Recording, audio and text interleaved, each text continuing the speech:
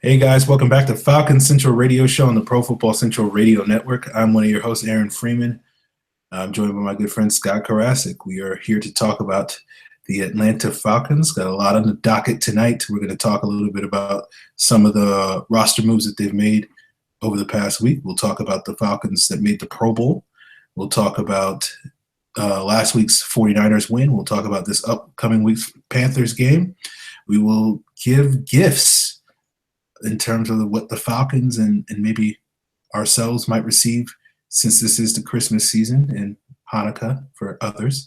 And we'll answer you guys' mailbag questions as well. So, Scott, as we usually do, we talk about any of the sort of roster moves that have happened in the last week. A couple of practice squad changes, but I guess the big move was the Falcons re-signed Deshaun Goldson to add some depth at safety. They cut J.D. McKissic, who is now over in Seattle. They claimed him off of waivers, so that ruined everybody's dream of J.D. McKissic replacing Eric Williams on returns. But what did you think of the Goldson signing? I don't mind it. It basically just says, hey, we need a guy for special teams. I doubt he's active the next 2 weeks unless Teresi and someone else are just absolutely hurt. Well, Teresi did hurt his ankle before the Rams game. And so I do think this injury sort of indicates that that ankle injury is a little bit more serious than just, he missed a game. He's missed the last 2 weeks due to that. And that basically leaves Sherrod Niesman with Ishmael out for the year as the Falcons' only true backup safety, unless they wanted to move Brian Poole back there. So I forgot about Ishmael. So, yeah, I think Goldson, I know we all speculated after Austin Hooper got hurt that the Falcons might bring up DJ Tialavea from the practice squad to the roster. It doesn't sound like Austin Hooper's injury is a major one, so they might be able to get away with 2 tight ends for the time being. But having that extra body at safety, I think, probably was important too. The Falcons picked up and re-signed Kevin Graff to the practice squad, Ryan White, the cornerback that they had at the end of training camp. They picked up B.J. Daniels. Maybe he could be the McKissic replacement for 2017. I know he did. He played quarterback at South Florida. Began his NFL career in Seattle playing cornerback. Then moved to wide receiver, I think, 2 years ago, and he does have some return experience. He returned a couple of punts with the Houston Texans, I think, last year. So, maybe that's an option for the future. I don't know. What's interesting is that J.D. McKissic got signed by the Seahawks, and the Seahawks are looking at him as a running back. Interesting. And he I think that actually makes sense. That makes a lot of sense. I think you can do that. It does make sense. Oh, I mean, it sucks that you lost J.D. McKissic. It sucks that, a bunch of no-names got signed to the practice squad. It's whatever. I mean, Graff is a camp body next year, probably. White's a camp body next year. B.J. Daniels is probably a camp body.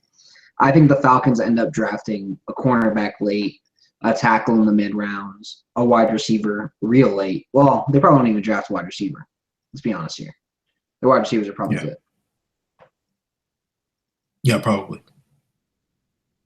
Yeah, you're probably right. Most of these sort of end-of-the-year practice squad guys typically don't make the roster the following year, but you never know, and we'll see how that goes. But, let's move on. Let's talk about the Pro Bowl. Now, Falcons had 6 guys make it. That's not the most in the league. The Oakland Raiders wound up with 7, thanks to the weird addition of Reggie Nelson. But the 6 Falcons Pro Bowlers were obviously Matt Ryan, Devontae Freeman, Julio Jones, Alex Mack, Vic Beasley, and, of course, Matt Bryant. Now, Scott, I'm assuming that you agree with all 6 of those guys being there? For the Pro Bowl this year, yeah. I mean, when you look at who got into the Pro Bowl, it was Ezekiel Elliott, David Johnson, and then Devontae Freeman for the NFC. And I feel like there's not really any other way you could have done that. Like, yeah, Jordan Howard's having a good year in the NFC, Carlos Hyde may have more rushing yards, but I feel like Freeman's a more well-rounded player than Hyde is. He's more of a receiver out of the backfield. I feel like he's a better all-around player than Howard is at this point. Although I'm not 100% sure on the Pro Bowl rosters.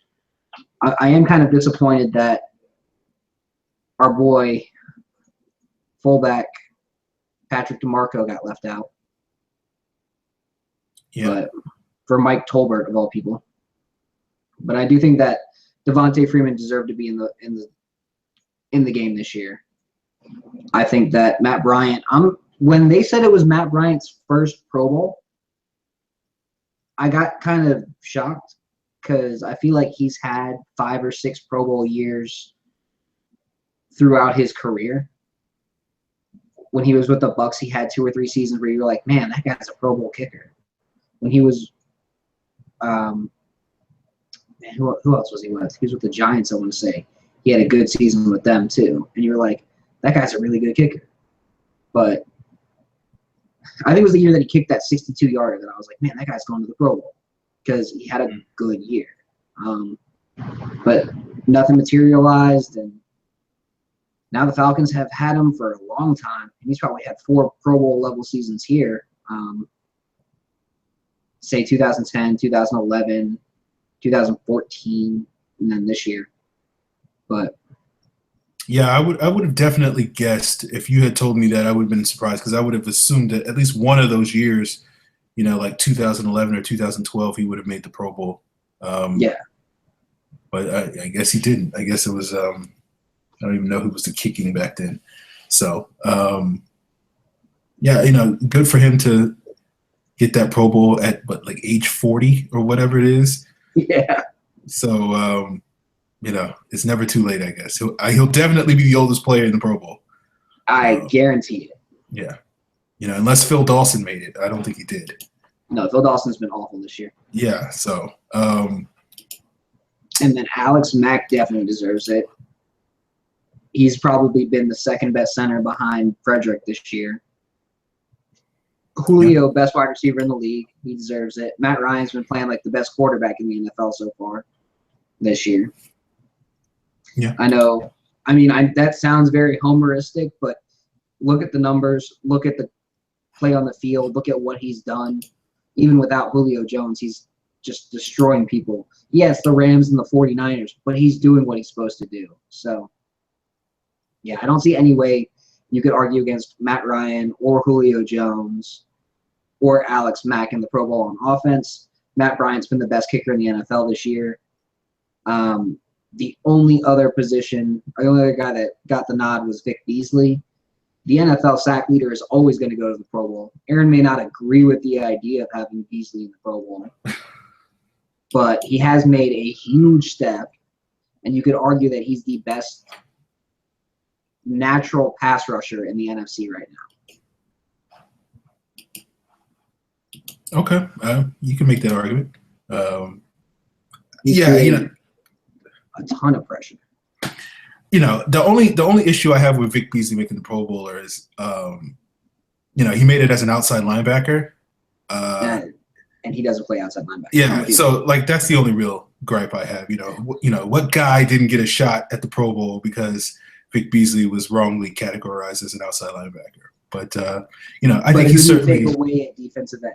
Michael Bennett, Brian Robinson. Not Brian Robinson. Everson Griffin. Do you take one of those guys' shots? No. I mean, that's sort of, you can sort of massage the Pro Bowl a little bit to get certain guys in if you really want to.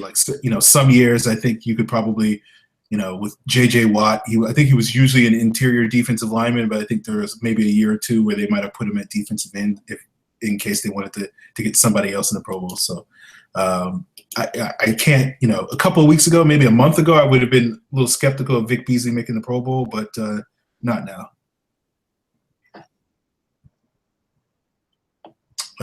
I know you mentioned, Scott, that you thought Deion Jones deserve to get a nod. And if Kuechly winds up skipping the Pro Bowl, you think he should be the first alternate? I do.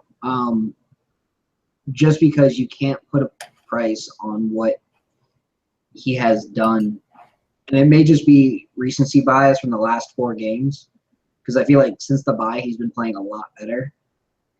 But he's just been out there. He's been intercepting balls. He's been, playing extremely well in the passing game. He's run one back for a touchdown. He's knocked out his first forced fumble.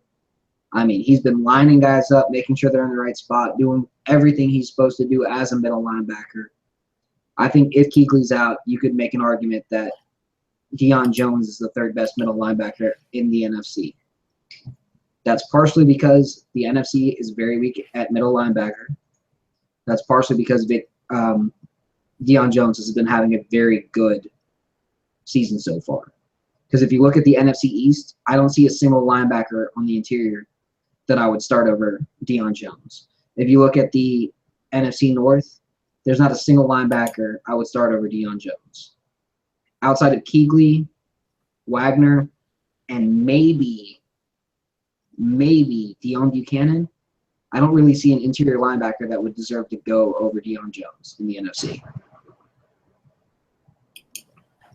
And I don't even feel like that's being a homer. I think that's probably a fair statement. I'd probably put Jordan Hicks maybe as the only guy that is probably on a similar level.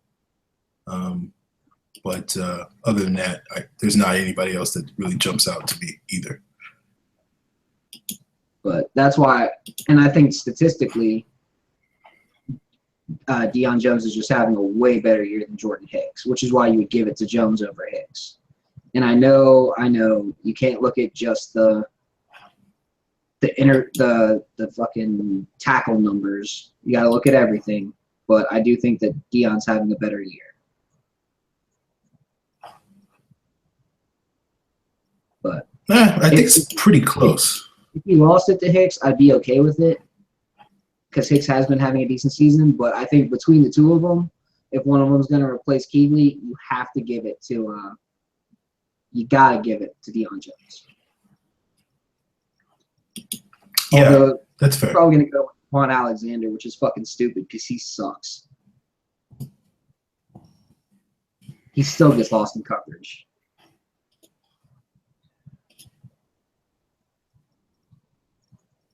Now, as a whole for the Pro Bowl, who do you think didn't deserve to be there? Not even on a Falcons level, because I think you could argue that every Falcon that got there deserves it. I mean, looking over the roster, the only couple of guys that I was like, why is that guy? Like Tolbert being on the Pro Bowl. I like Tolbert, but at this point, people should stop voting him for the Pro Bowl. Reggie Nelson and Lorenzo Alexander were probably the 2 guys that really stood out to me that I'm like, why did this person make the Pro Bowl? Well, Lorenzo Alexander's leading the AFC in sacks outside of Von Miller, so that's probably why he got voted in. He doesn't deserve to be there. They're all like the Jarvis Jones at UGA type sacks, where it's someone else opening up and then he just runs in and gets a sack. But I mean, when you're leading, those were the only 2 guys that really stood out to me. That's like, we can nitpick like, oh, should Matt Stafford make it over Dak Prescott or something like that? But like, I don't feel like Dak Prescott is undeserving of being in the Pro Bowl. Yeah, no, I agree there. I think if there was any real gripe you could make, it'd be DeMarco over Tolbert. And then maybe instead of having 3 left tackles at tackle, you actually have a right tackle in there. And, that would be a welcome change. Like Doug Free probably deserves to be there instead of Jason Peters. I wouldn't go to say that. I would say if you were going to have a right tackle, have Doug Free in there, but I think Jason Peters definitely deserves to be in the Pro Bowl. No, I'm saying because you have to have, like, a right tackle you would want to throw in there.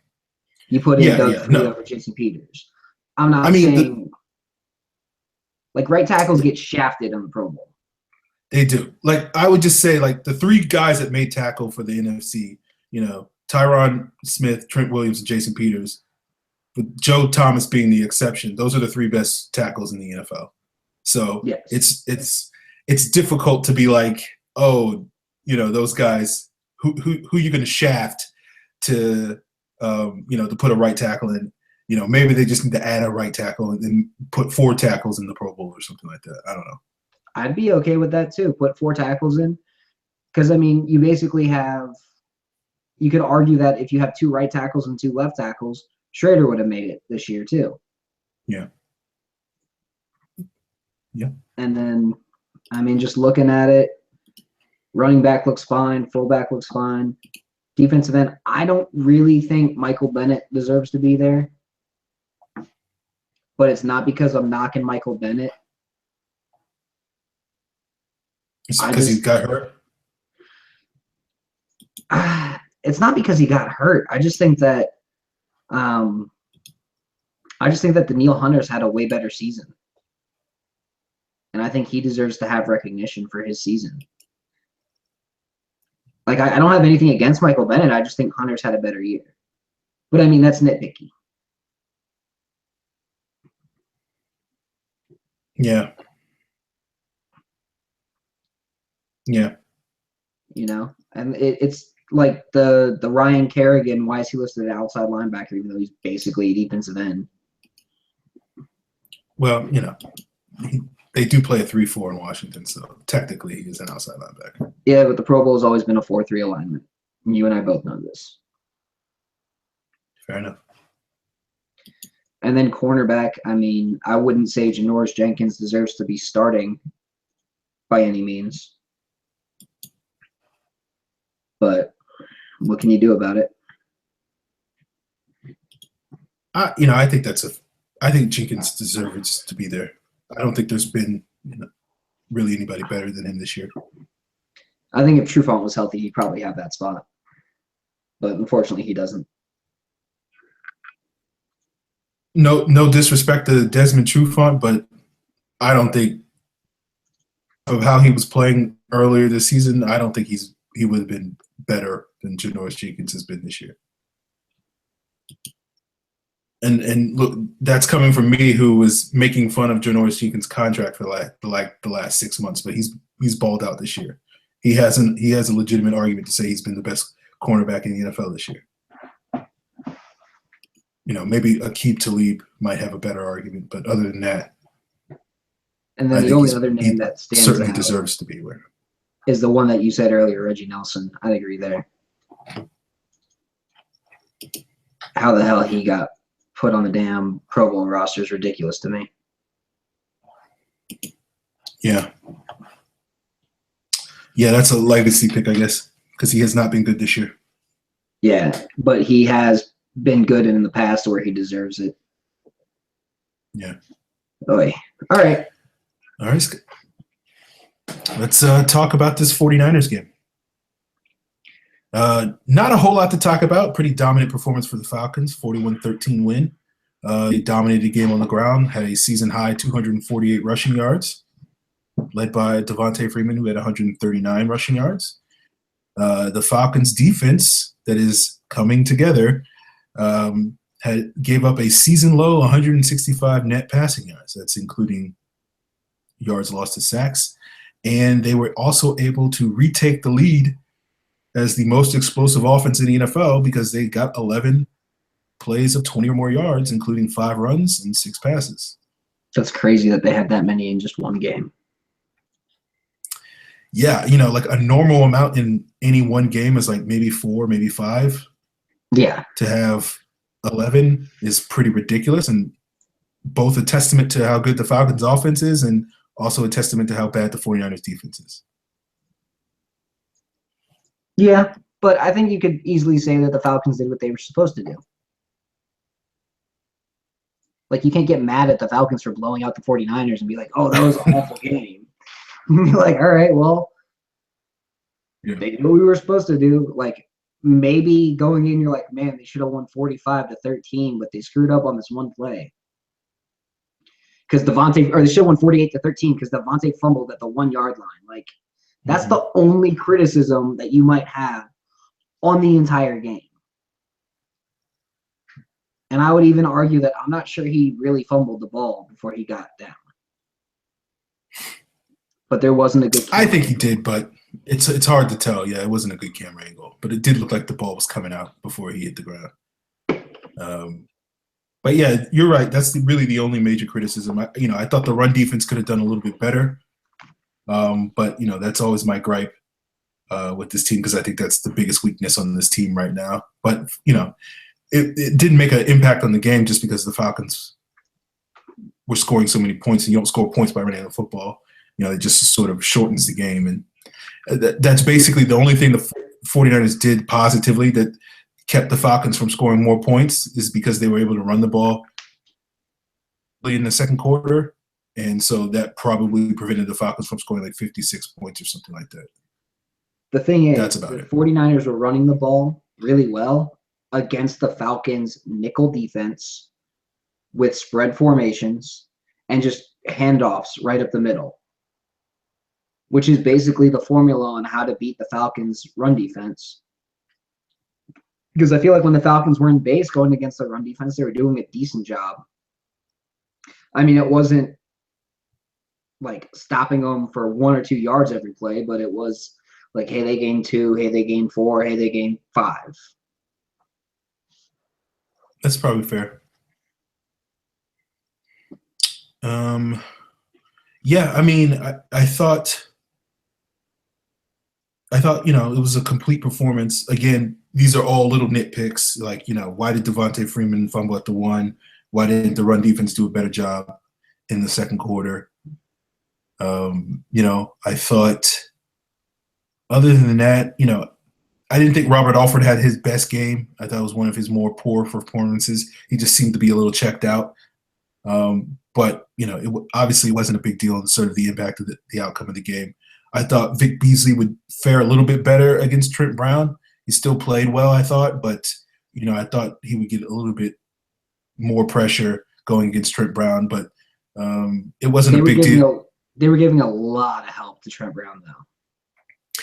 They weren't giving him that much help. I thought a lot of it was sort of what was happening was Beasley was able to beat him with speed, but because Trent Brown is so huge, like, it's hard. You have to run around him. It's sort of the way that Leonard Davis was when he played offensive tackle, which is like he's so big and so long that he can just sort of push you wide of the pocket. And it just allowed Kaepernick to just sort of step up in the pocket and not really have to worry about Vic Beasley. Like, if we had gotten better interior rush, it probably would have been a little bit more problematic. But it wasn't a big deal. I think Freeney and Brooks Reed certainly took care of business going against St. Beatles. So the fact that Beasley didn't have a bunch of pressures or whatnot, he got a good sack on a big play, playing as a spy, which I also think the Falcons playing often as a spy to sort of keep Kaepernick in check sort of limited sort of his impact as a pass rusher. But I think for the most part, he did a great job in this game. Again, these are minor issues. And I think he's going to have a lot more fun this week. I would agree with that. So, speaking of this week, the Falcons go and play the Panthers on Christmas Eve, which I may not be able to watch 100% because I'm going to be stuck Christmas shopping with my girlfriend, who is somehow in the championship game of our fantasy football league. Yeah, guys, you're getting beat by my girlfriend, who has no idea how to really play fantasy football well. Good job. And I haven't set her lineup. It's a testament to how year much either, of a mess it is. I haven't set her lineup all year. It's been her this year, all her. So y'all are getting beat by her, and she's just destroying you, and I love it. Yeah, our league is a mess. So, guys, join the league next year because it's trash. It's you can probably win, guaranteed. When Scott sends out that invite next summer, definitely. Yeah. But yes. But yeah, the Falcons are playing the Panthers this weekend. Saturday night game. This is going to be, I think, probably the toughest game left on the Falcons schedule. It's not Saturday night. Isn't it? No, it's 1 o'clock. Oh God, why am I? You're right. It's not Saturday night. It's Saturday, and I'm so used to every game on Saturday being a Saturday night game. But you're right. I'm sorry. I was like, what are you talking about? Yeah, Saturday at 1 o'clock. I'm sorry. I think this is going to be a good game. I think Carolina's going to be ready to go. I think Atlanta is going to be ready to go because they can clinch and they want to sweep the Panthers. Like I think they haven't done it in like 5 years, right? I don't think they've swept the Panthers since Cam Newton's rookie year. Yeah. Which would be 2011. Yeah. So, I think this is if the Falcons win this game, they clinch a playoff spot. The Panthers' playoff hopes are not mathematically done. There's so much stuff has to happen for the Panthers to make the playoffs, but certainly I think they're going to play as hard as they can to sort of, they're playing for pride, I guess, as someone told me.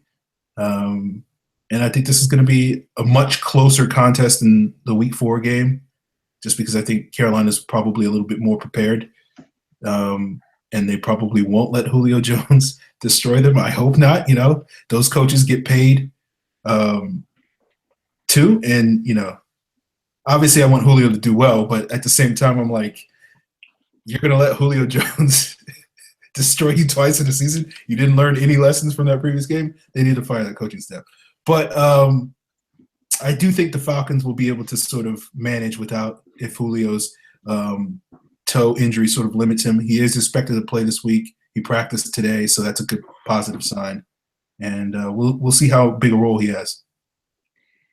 If he plays a total of 40% of the snaps and gets like 5 catches for 30 yards and people lose their mind over it, who cares? Because that's probably a situation where the Falcons are winning and dominating the Panthers. If they need Julio to play more than, say, 40% of the snaps, it's not going to be a good week. Yeah, I think the Falcons' game plan, my suspicion is, I'm assuming that Julio's not 100%. I don't think you can, even though it's not turf toe, it's just a sprained toe, I don't think that's a minor injury.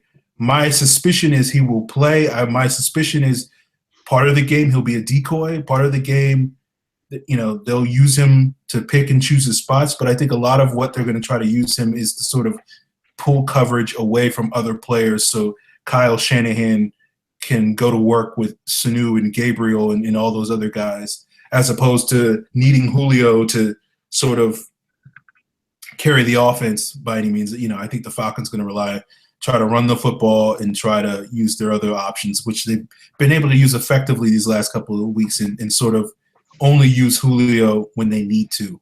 And I think that's a strategy that can work. I think that's fair. Speaking of the injuries, Austin Hooper's dealing with a knee injury. He's questionable to play. I wouldn't expect him to play this week, but we don't have a really official sort of status on what his status is. Taylor Gabriel got knocked out of the 49ers game for a little bit with a shoulder injury. I'm assuming since he came back in that game, he'll be good to go this week, but that's maybe something that we need to keep an eye on. Devondre Campbell's dealing with a concussion. He's in the protocol. My suspicion, because it's a short week, is he'll probably not get cleared in time. I would think that he's out. I would think Campbell's probably out. I would say Collins, you don't really know. Jalen Collins, because he's practicing today.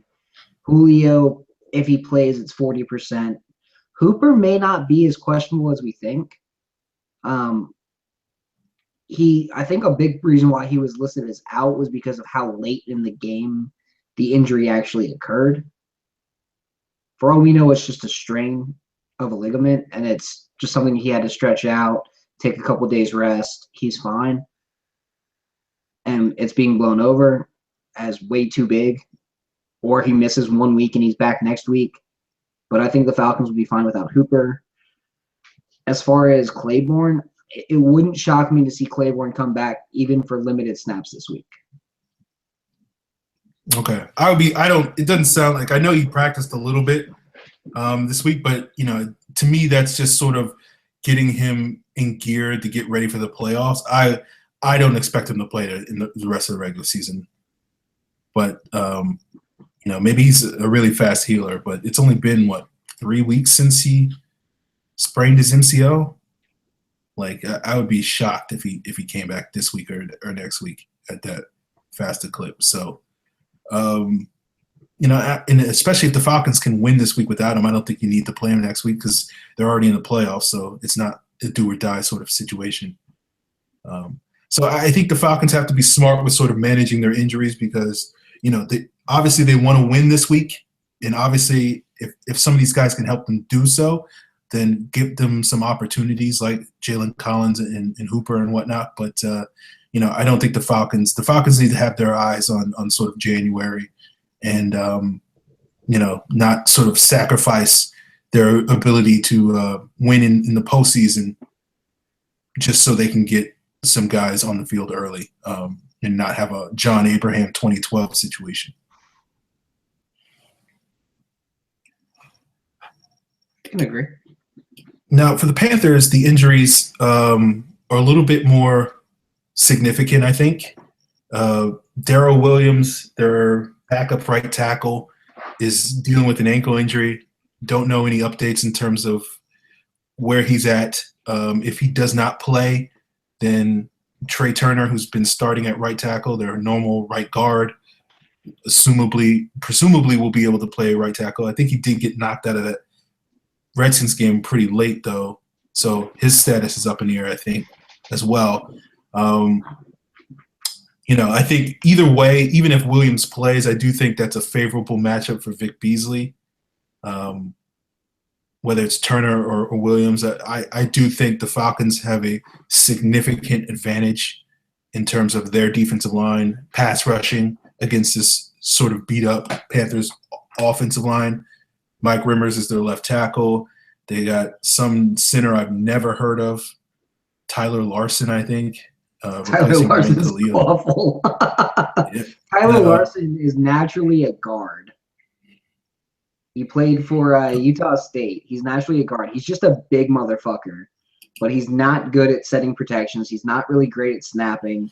Basically anything you need a center to do, he's not really good at. That line has been in huge disarray without having Khalil and even without having Gradkowski. I mean, Gino Gradkowski, of all people, had been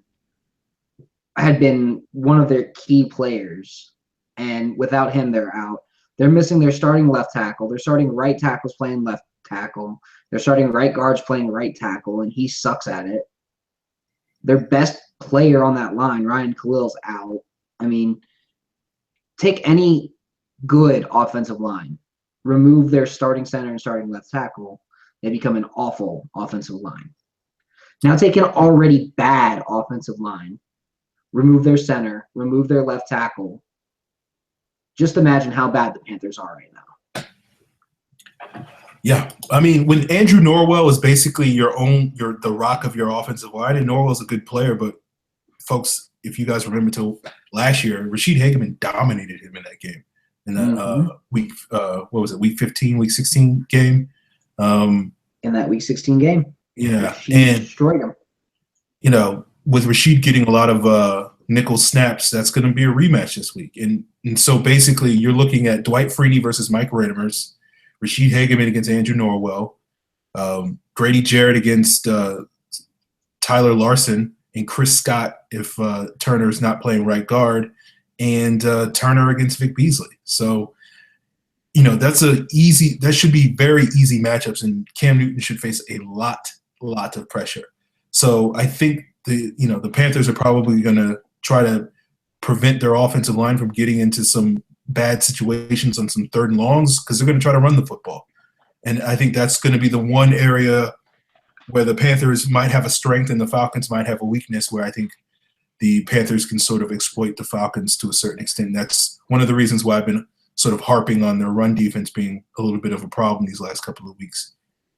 because as we saw against the Philadelphia game, if you don't have a defense that can stop the Falcons' offense, and Carolina's defense is improving, but as we saw earlier in the season, I don't think they quite have what it takes to sort of handle the Falcons' offense. Your best solution is to control the clock and keep the Falcons' offense off the field. Work for Philadelphia. I think Carolina's going to try to do it. We'll see if they succeed at doing it. I don't think they will, but it certainly will be a challenge for our run defense to sort of put the clamps on that and let our pass rush feast. Yeah. I mean, you're going to see a lot of Hageman and a lot of Tyson Jackson and a lot of Grady Jarrett. And the reason why we might see a little bit more Vic Beasley at linebacker is because we're going to see a lot more base out of the Panthers this week. So, I mean, I'm not against the idea of playing more Vic Beasley at linebacker, especially if it's against a team that's running the ball on you all day. You might want to see him at linebacker so that you have a big fat ass like Tyson Jackson getting knocked around by right tackles like Trey Turner and, Darrell Williams and Chris Scott, because I don't want to see Vic Beasley taking a punishment of a 340-pound guy smacking him upside the head every play. Yeah. But, let Tyson Jackson take those guys out and let Vic run behind them and take on tight ends more often. Because I feel like Vic could take on Greg Olsen pretty well. Yeah. Yeah, I mean, it'd be interesting. Because we saw Vic be used as spy when we play mobile quarterbacks. So, obviously Cam Newton is mobile. I don't know if you need a memo to catch that one. But, so it'll be interesting to see if Vic will get as many opportunities to sort of attack as a pass rusher this week as he normally should. But, again, I think because of the other three guys should be able to pick up any slack lost, particularly Freeney going against Rimmers. I think that's a matchup that the Falcons can really exploit this week. Also on the Panthers injury front, Greg Olsen's dealing with an elbow injury. Don't know his status right now, but he's probably the Panthers' best weapon in terms of attacking the Falcons' offense in the passing game. Keanu Neal did an excellent job against them for 3 quarters last week, but we've seen with the Falcons, generally speaking, they've struggled to cover tight ends this year. So I wouldn't expect Neal to sort of shut down Olsen at this point. I would love to see it. I think Keanu Neal's coming off of his best game from that 49ers game. I don't think Garrett Seelick, though, is quite the challenge that Greg Olsen is. So we'll see how that goes. That matchup is going to be an interesting one. But if Olsen is dealing with an elbow injury, I think that certainly bodes in the Falcons' favor. I'd agree there. And the other big injury is Charles Johnson. He's dealing with a hamstring injury. He did not play. I don't think he played last week against the Redskins, so we'll see what his status is. And, of course, Luke Kuechly, who's dealing with a concussion. He got cleared to play, so he's out of the protocol, but it's really just a question of whether the Panthers are going to play him, given his concussion history. Every Carolina beat writer I've read seems to think that they're going to shut him down for the season. They should. They should just throw him on injured reserve. Yeah, so, I mean, we'll see how that goes. I know Kuechly has been chomping at the bit to play, and we'll have to see how that goes. But I would throw if they miss him, if he's not playing, that's obviously an advantage for the Falcons, because I think A.J. Klein is a competent backup, but I don't think he can sort of I think he's a guy that we can definitely attack and exploit with Freeman and Coleman on, out in space and whatnot. So, if I think, Kuechly probably shouldn't play, given the issues with the concussions, but we'll have to see how that goes. I'm not saying this because I don't like Luke Kuechly, or I think Luke Kuechly is like the key to the Panthers beating the Falcons. I'm saying this because I think Luke Kuechly needs to take a week off or take the rest of the season off for his own health and really just reevaluate the rest of the season. He had a massive concussion that held him out of more than one game. Take the rest of the year off. Your team is not in the playoffs. You're just going to do more damage. Like, I would ask to be put on the injured reserve. I like that he's not, but if I'm Ron Rivera, I got to be like, man, just sit down. You're out for the rest of the year. For your health, you're out for the rest of the year. I like Luke Kuechly. I would rather beat them with Luke Kuechly in. But if I see Alex Mack go up and take Luke Kuechly out and give him a concussion, another concussion, I'm going to feel really bad. I don't know if you will, but I'll feel really bad because I'll be like, shouldn't have been playing. Game doesn't matter for them. No, I'll be the guy that's like, yeah, you deserved it. No. This football is better with Luke Kuechly playing and Luke Kuechly healthy. So, there's a part of me that kind of wants to see him go out there and play this week, but at the same time, for the long-term health of him, I do hope that the Panthers do the smart thing and sort of, sit him down for the rest of the year. And we'll renew this rivalry in 2017.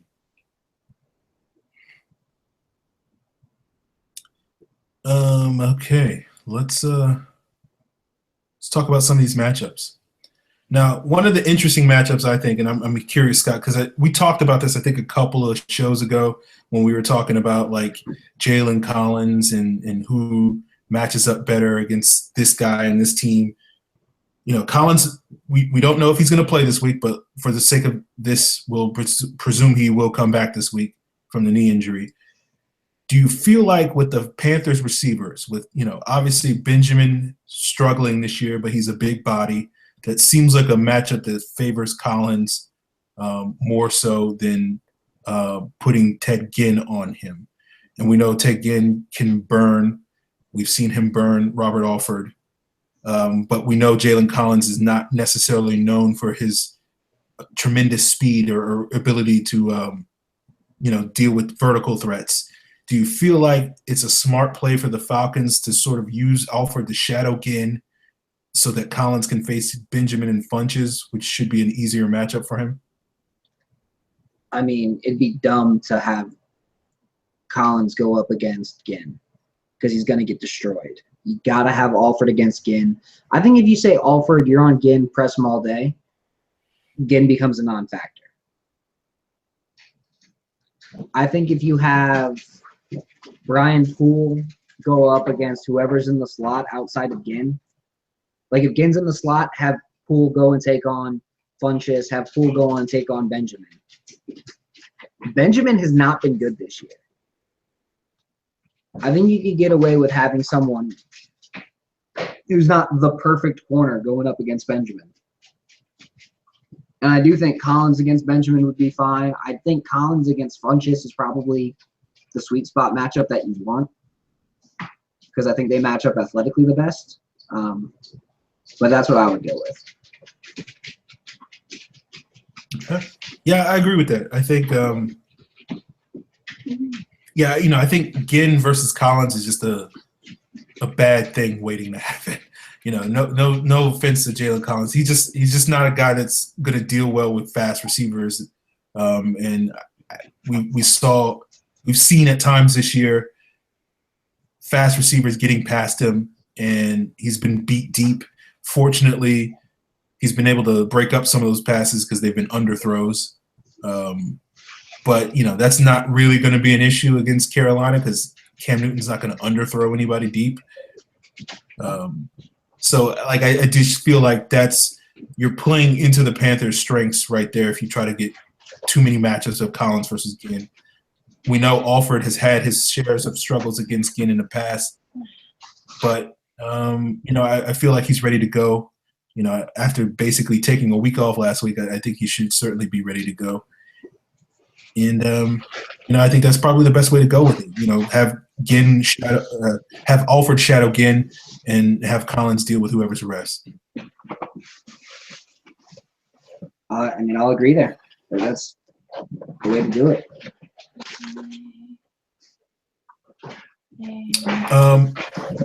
I'm curious, Scott. Like, we know the Panthers going to try to run the ball against the Falcons. You feel like the Falcons should be able to have success against the Panthers' run defense? Their run defense has been pretty good this year. That's the one good thing about their team. Their run defense is really good. The reason why I put in our sheet that the Falcons need to run the ball, it's not because they need to actually be effective at it. They just need to commit to actually running the ball and put up 25, 30 attempts so that the play action is there all day. Because the linebackers bite. Love Thomas Davis, love A.J. Klein, love Luke Kuechly, love Shaq Thompson, but they will bite on play action. And you will have wide open spaces right behind them all day if you have a run game that you at least commit to and that you're at least averaging 3.5 yards a carry. Yeah, I agree with that. Yeah, it's going to be interesting. Like, I don't expect the Falcons to have a big game in terms of running the football. But I do feel like you're right. I think the play action is going to be a critical element and sort of get some misdirection plays, particularly if, Julio's not out there doing what he's doing or what he did last time. I think, getting guys like Sanu and Gabriel and Hardy and all those guys, some, deep crossers and all those sorts of things. And, depending on if Hooper plays this week, if, Toilolo's not going to go out there and line up and beat a guy. He's really only effective on sort of those, tight end throwbacks off the play action. And, we'll see what Josh Perkins can do. So far, his only catch has really been on a rollout. So I do think, you're right that getting the play action going is a key element for the Falcons this week. Yeah, I think it's the only way to really attack this defense is with good play action. I don't think their corners are good, so that does help out a lot. In the first game, Atlanta didn't really run the ball well, but they ran it for about 3.5 yards a clip. And I think that's all you really have to do in order to beat the Panthers. Matt Ryan had a ridiculous day passing, and that helped out a ton. And Julio Jones was the best. That's probably the best game Julio Jones has ever played in his life.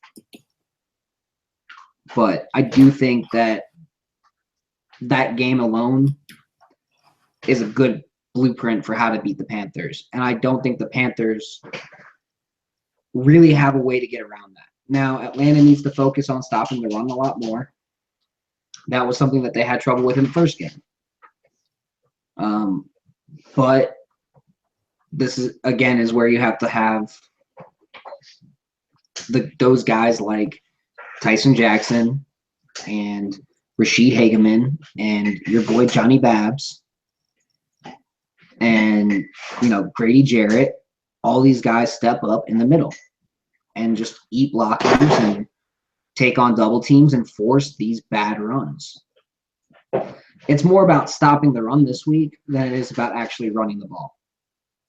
Because their passing attack outside of Greg Olsen doesn't really scare me.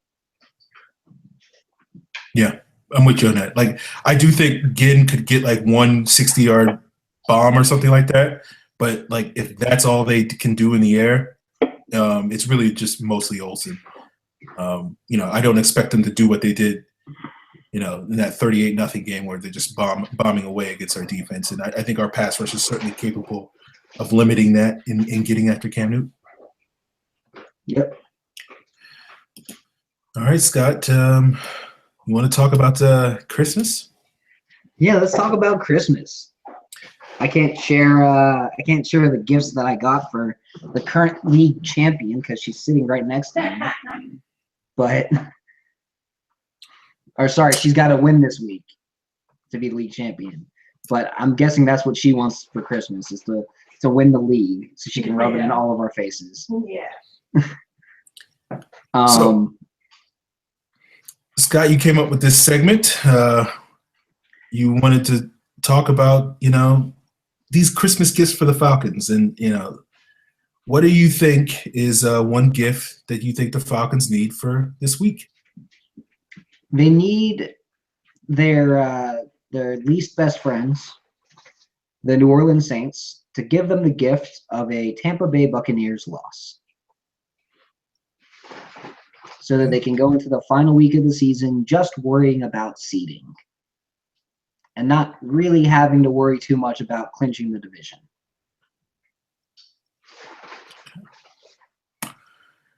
Now, for me, I'm trying to think, what's the one gift that I think the Falcons should get this week? I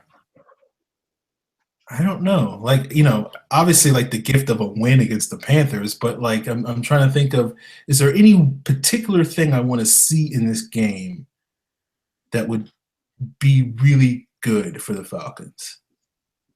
I don't know. The first thing I could think of is maybe a Ricardo Allen pick six or something like that, so he can get all of the criticizers and off his back, and can sort of end this season on a very positive note. So people won't be as quick to try to replace him this offseason.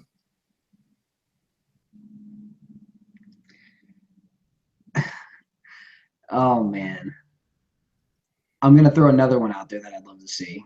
Okay. From our boys, the Arizona Cardinals. I'd love to see them feature David Johnson having an insane game against the Seahawks this week on their road to a win, which would basically put Atlanta in the driver's seat of a number 2 seed heading into the final week if they beat the Panthers this week. Okay. Now, I'm curious, Scott, do you want the Falcons to get a bye so they can get healthy, or do you think the bye actually plays into their favor another way? Oh, I just think they need to get healthy. That's honestly all I care about. They need to get all these guys healthy. Julio needs a week off. Claiborne needs a week off. Get everybody that extra week of rest, and I think that will do more than anything else. Yeah, the home game is going to be nice if they can get that bye. Of course that's going to be nice, especially if, it would suck to play the Seahawks again. But playing the Seahawks in Atlanta, I feel like they've got a way better chance of winning. Because on the road, the Seahawks have 4 losses this year and a tie.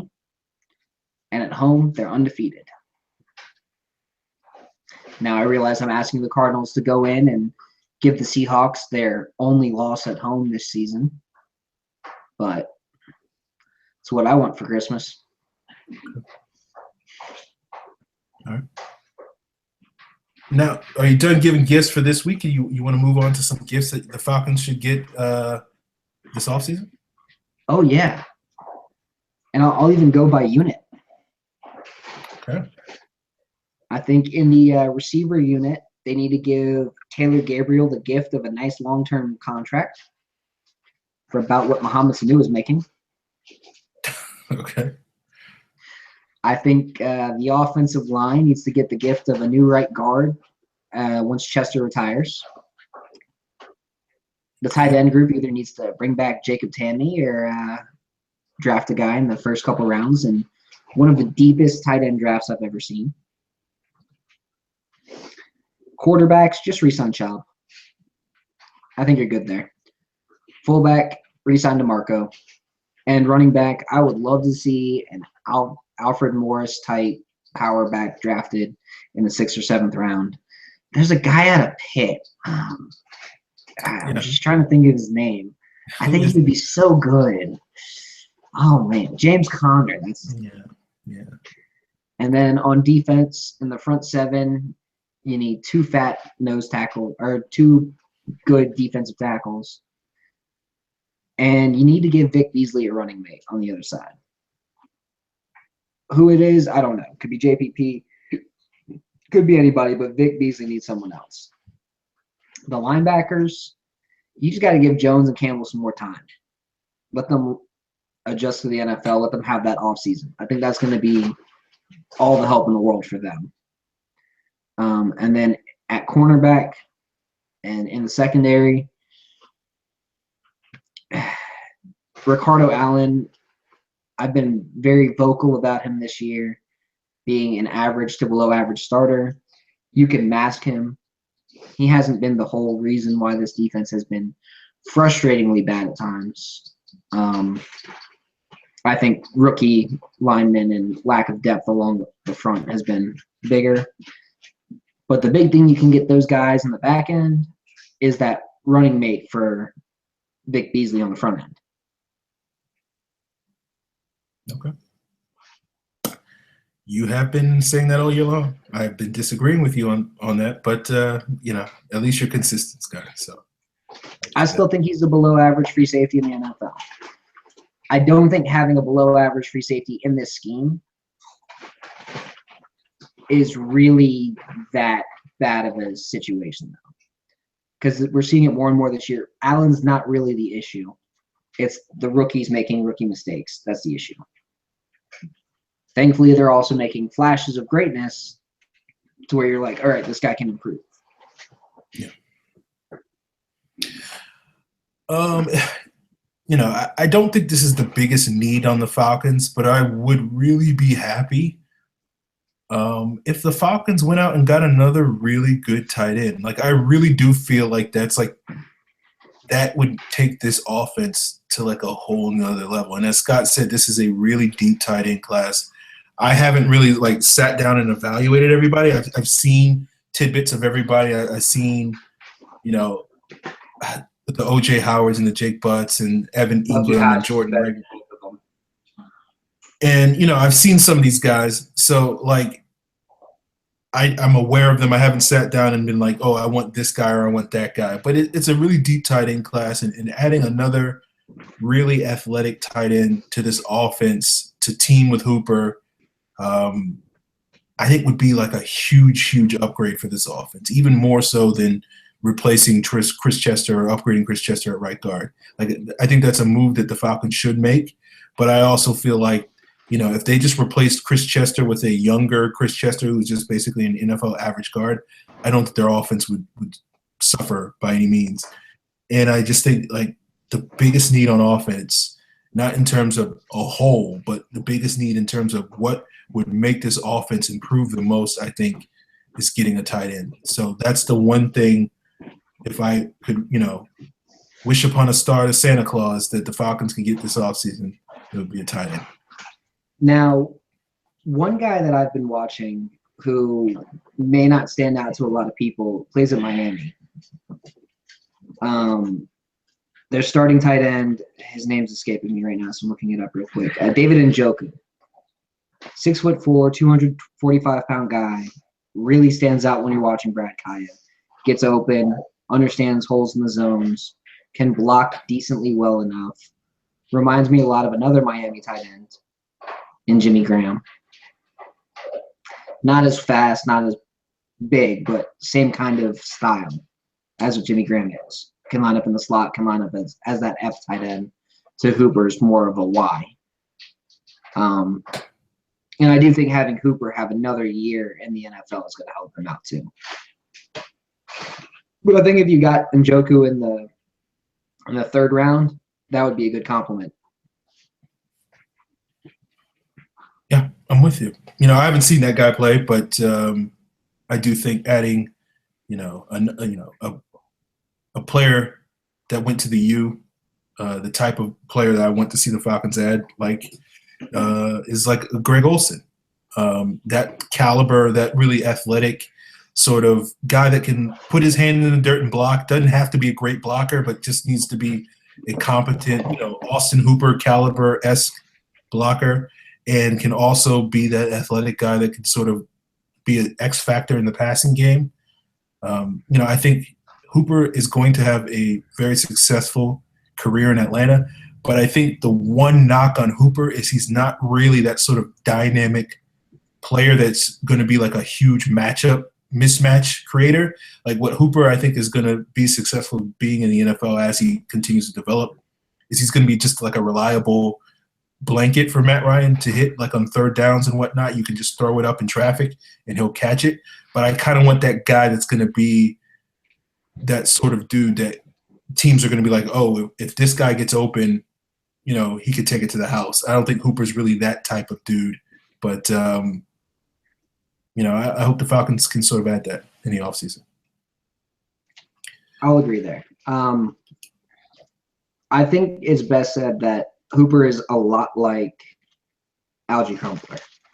He can block. He can be that intermediate threat.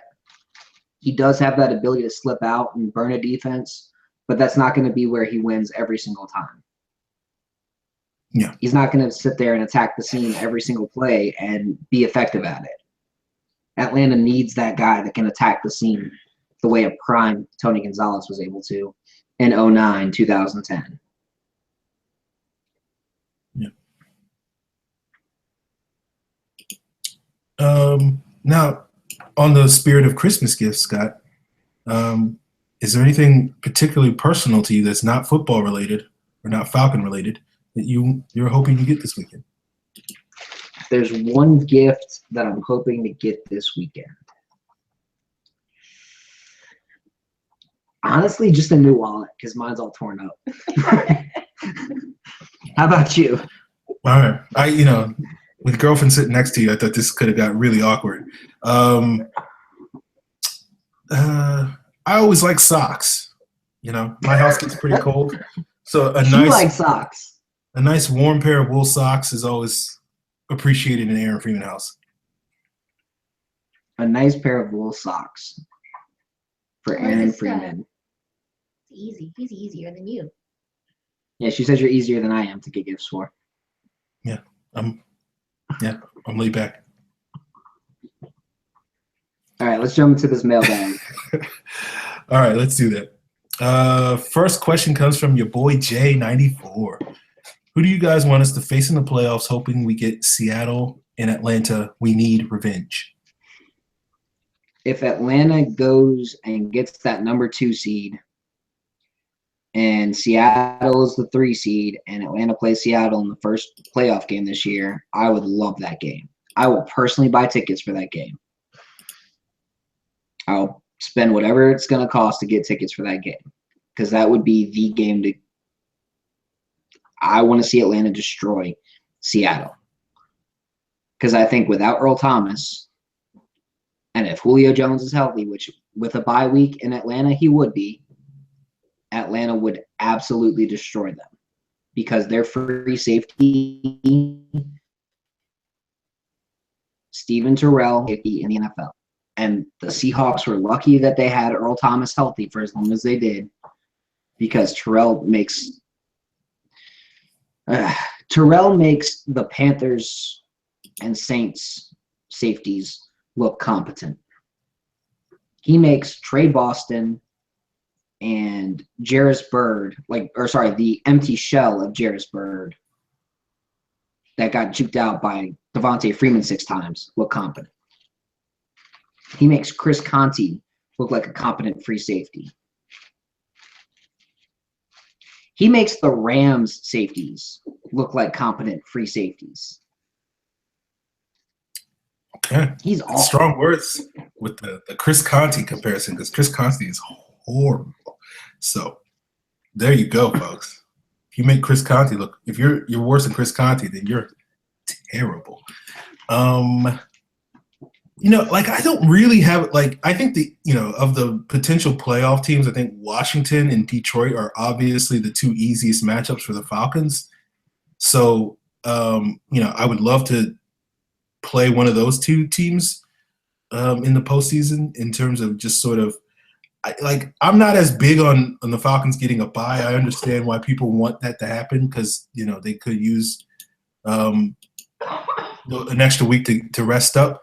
But I also sort of feel like this team is sort of the classic sort of Falcon team. They get a week off and they come out cold. And I don't I think the bye week sort of hurts offenses quite a bit because they sort of get a little out of rhythm. So I kind of want to see this team sort of go into the wild card round in the opening round, so not get that 2 seed and beat a team like Washington or whatever in that first round and sort of get some momentum going. And then, if they have to go to Dallas or they have to go to Seattle, I don't think that's going to be a big deal.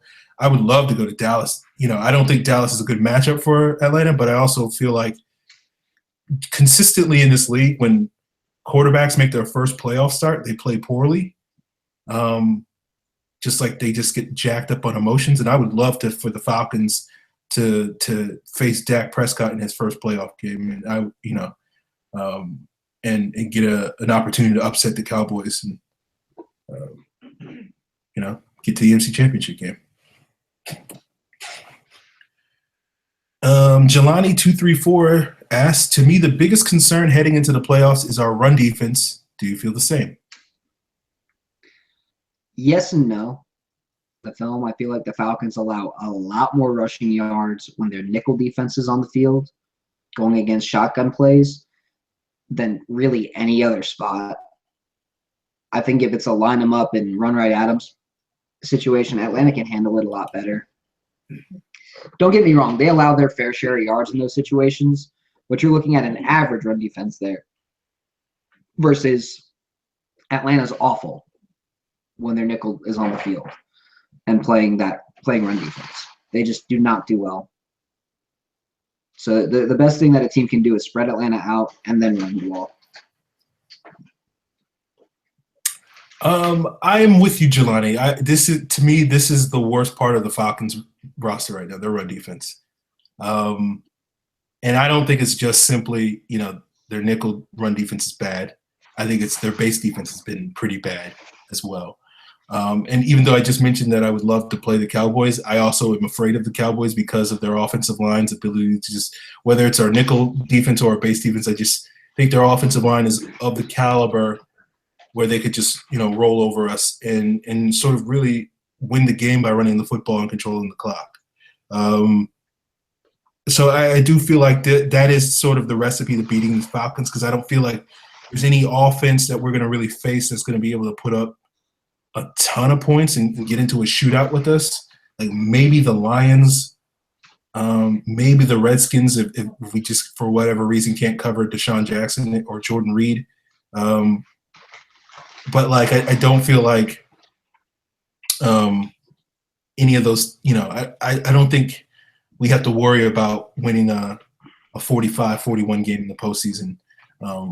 I feel like, the recipe for beating the Falcons has been if you can hold them to 24, 27 points, keep them under 30. Most teams have been in those sort of games, have been able to get, 28, 30 points against our defense. And that, to me, I think a lot of that is because they can't stop the run. And so I think that's the biggest weakness they have.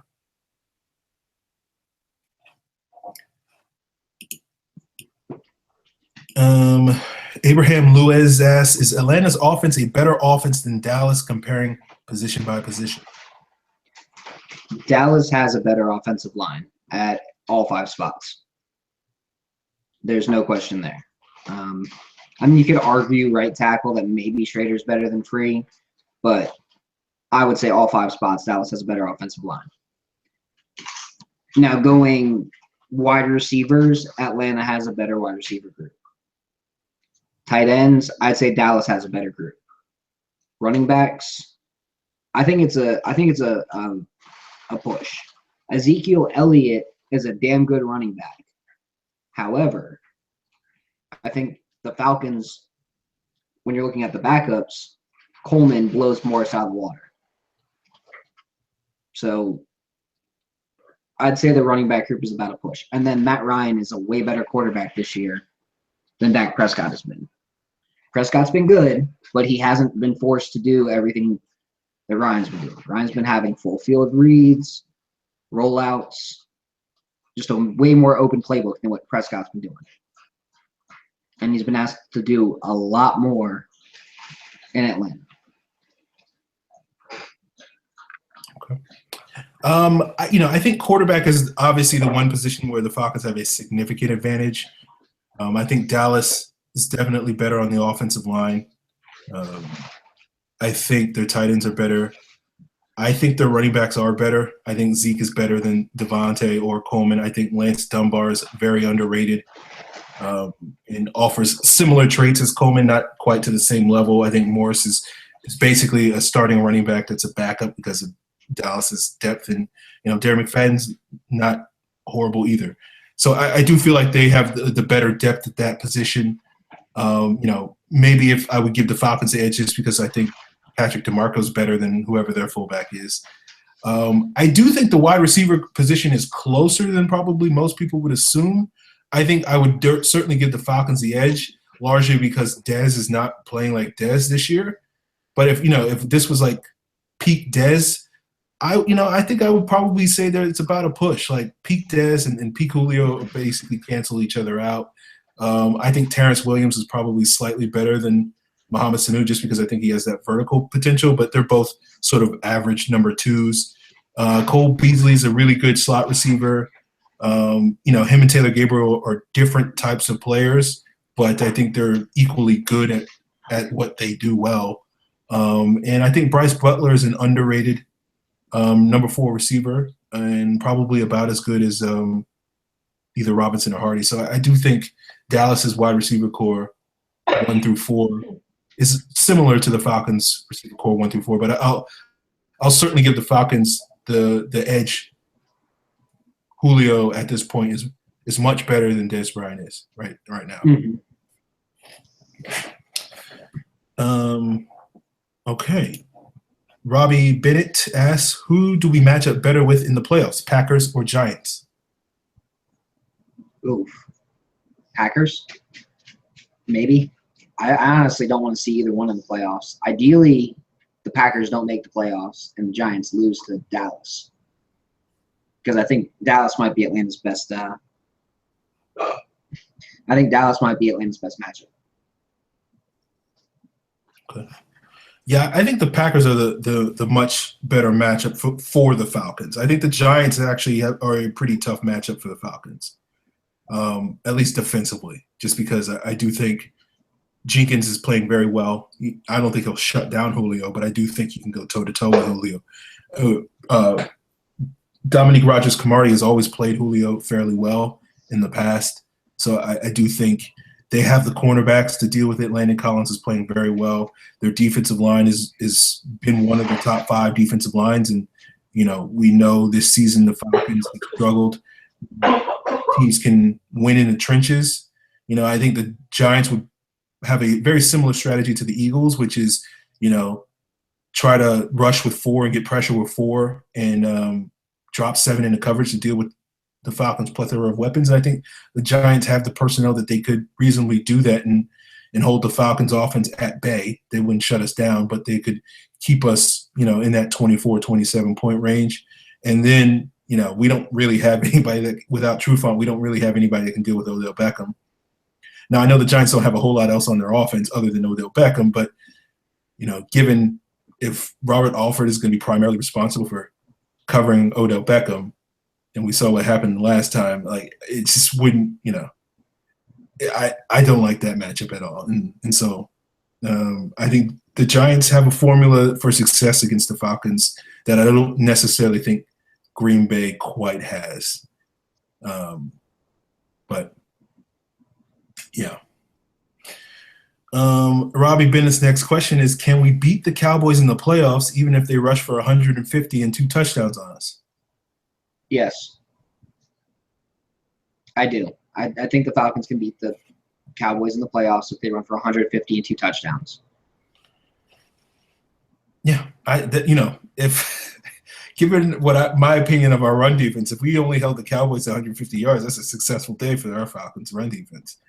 At this point, I think the Cowboys can get 250 against us. So 150 is a win for the Falcons defense.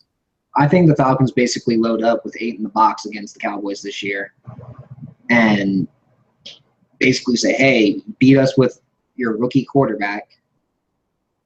And I wouldn't be shocked if Alford baits him a couple times in the same game. Okay. Yeah. No, I think the Falcons can beat the Cowboys. I think they need certain elements of their roster to play better, particularly that front 7, and not, Courtney Upshaw against Zach Martin is just not a good matchup for the Falcons. And so, I feel like the Falcons would have to be able to score at will early in that game to sort of take the Cowboys off running game out of the game. It's sort of similar to that 2012 Seahawks game where the Falcons were able to get an early lead, and at a certain point in the second half, the Cowboys abandoned the run. I mean, the Seahawks abandoned the running game, and obviously they still almost came back on us and almost won that game. But that our offense is really our best run defense at this point, and so you get a 2-3 score lead early in the game, then the other team's going to stop running the football. Another question from Robbie Bennett. Which of the three teams do you fear most? And I'm assuming the three teams he was referring to are the three teams he mentioned in his previous two questions, which are the Packers, the Giants, or the Cowboys. Which of the three teams do you fear most? I don't really fear. I think the Falcons can go toe-to-toe with anybody in the playoffs. I really do. Because Atlanta has the number one offense in the league, and they've had it going through, hear this schedule out, in Denver, in Seattle, in Oakland, hosting or going to the Eagles, hosting the Chiefs. 4 really tough games. They're going to have 2 games versus the Panthers, 2 games versus the Saints, 2 games versus the Bucs. That division games are always a bitch. But before this season, I remember Aaron going, Atlanta's probably going to go 2-5 to start the year. I did and say that.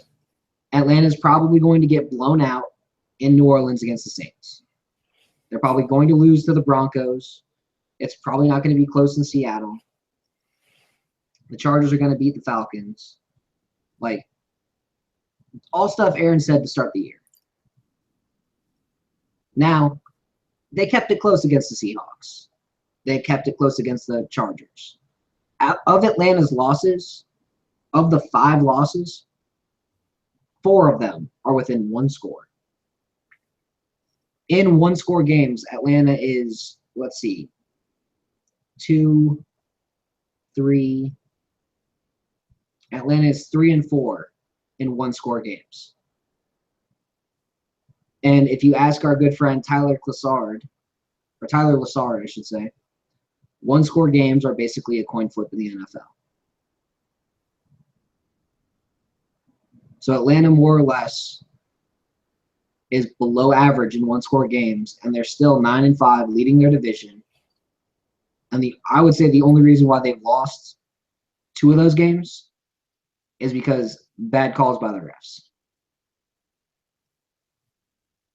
And that's the Chargers and the Seahawks games. Missed DPIs on Julio. Basically kept the Falcons out of field goal range for their Pro Bowl kicker to not even attempt field goals that were reasonable length. Okay. So I think the Falcons can take on anybody in the playoffs. I think they can do it anywhere. Do I think this is a Super Bowl caliber winning team? Only if they can stay on the hot streak.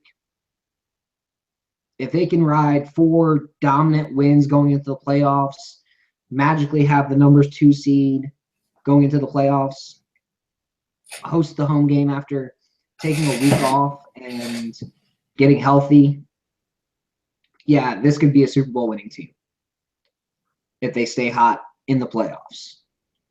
If they can't get on a hot streak, stay on a hot streak, this is going to be a very, very short run in the playoffs this year.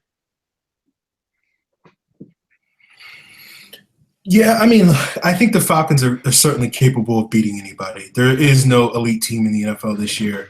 And, there's basically 6 or 7 or 8 good teams that are basically pick any 2 random teams, and those are going to be the Super Bowl winners or the Super Bowl teams this year. And it could be the Patriots, it could be the Steelers, it could be the Falcons, the Cowboys, Seahawks, whoever. So this is a year that's right for some 5 or 6 seed to get on a run and go really deep and possibly win a Super Bowl this year. Of those 3 teams, which team do I fear the most? As I pointed out, I think the Giants. you look at this season and you look at the teams that have given the Falcons the most trouble are teams with good defenses. And of those three teams, the Giants have the best defense. So I do feel like from one perspective, the Giants is probably a tougher matchup than probably people think, given how horrible their offense is. But I do I look at those three teams, and even though I said earlier that I would love to play them and beat them, I do think the Cowboys are the scariest of those teams, just because I do feel like they have the offensive line dominate the line of scrimmage. We saw that early last season when we played the Cowboys, and basically that first half of that game, the Cowboys did whatever they wanted to do against the Falcons. And even though I know we've made improvements on our offense or on our defense this year, I feel like that's the thing I fear, that if we played them again, there's one scenario where they would basically be able to play that way. Instead of playing it for a half, they'd be able to play it for 4 quarters. And you wouldn't have the sort of second half dominance that we saw from Devontae and Julio, because we never have the ball long enough to do that. So that's probably the team out of those three that I fear the most. But like I said, I do feel like the Falcons have what it takes to beat that team.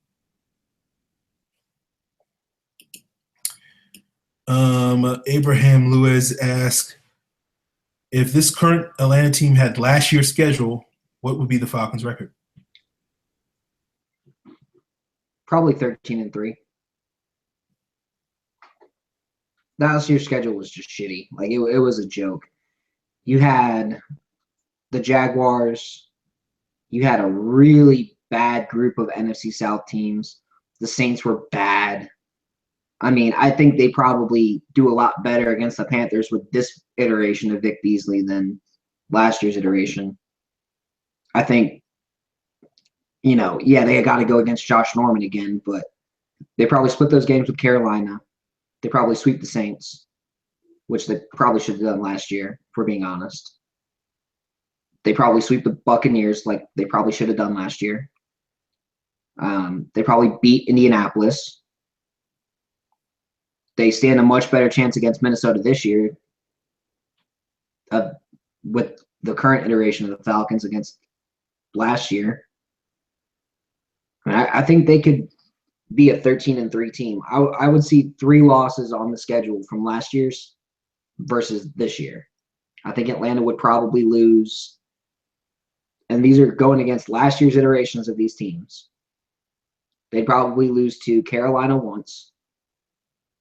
They'd probably lose to Minnesota.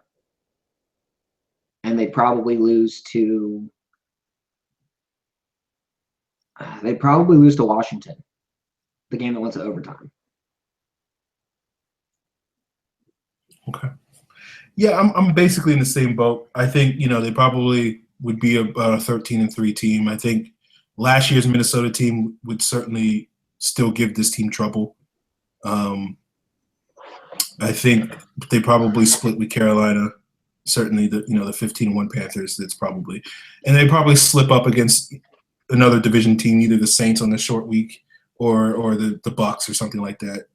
And have one game where they just didn't have it that day and finish 13-3.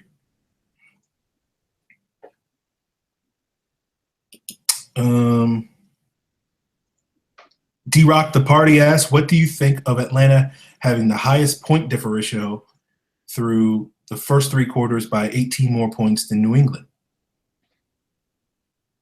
They could probably have it through all 4 quarters had they not rested Matt Ryan the last 2 games. I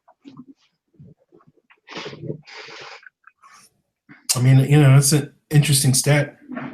It means the Falcons score a lot of points. I don't think that's, breaking news or anything like that. And the reason why they don't have it through the 4th quarter is basically because a lot of games early in the season, they give up a lot of garbage points. I also think that the defense was still learning a lot early in the year. Yeah. I mean, when you have rookies going against that Raiders offense that's shown to be probably the 3rd best offense in the league right now. I mean, they allowed 33 against the Panthers. So had they not had all the rookie issues that they had early in the season, They probably don't lose to the Chargers. They probably don't lose to the Seahawks. They probably don't lose to the Bucks on the first game of the season. I think next year the defense will take a large step forward. And the offense probably takes a small step back, if we're being honest. Okay. I think that's a reasonable expectation. Matt Stars asks, Kyle has had head coaching interviews before, and listening to him talk doesn't strike me as a head coach. Thoughts? I think there's some owners out there who would probably agree with you. One thing that I've heard from a couple agent buddies of mine is that Kyle Shanahan comes off a lot like Mike Zimmer used to come off.